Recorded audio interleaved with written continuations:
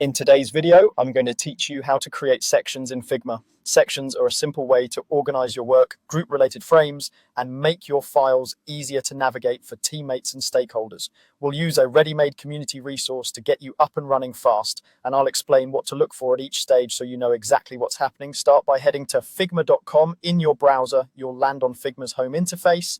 If you're prompted, make sure you're signed in so you can access community files and bring them into your workspace.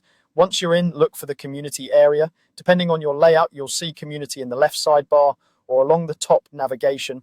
Click it to open Figma's library of public resources. Inside community, you'll find a search bar at the top.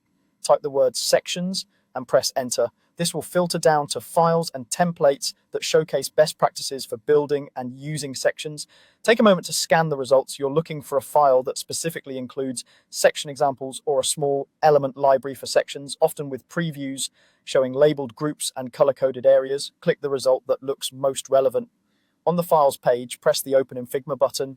This action loads the file into your drafts or opens it directly in the editor, where you can inspect the canvas, see how sections are structured, and preview any components or styles included. If the button is grayed out, double check you're logged in, then try again.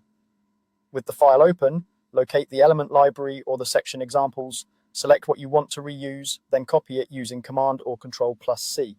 You can copy a single section template, a set of labels, or a prepared layout, whatever the file provides to help you structure your own work. It's helpful to keep the original file open in a separate tab so you can reference spacing, naming, and color conventions later. Now switch to your own Figma project and paste using Command or Control+V. The content should drop into your canvas. From here, you can position the sections around your frames to group screens by flow, feature, or status. Rename a section to match your project's language, adjust its size to fit your content, and pick colors that make scanning easy. This method gives you a fast, consistent starting point while still letting you customize everything to your team's needs. Save your file, and you're ready to work with neatly organized sections.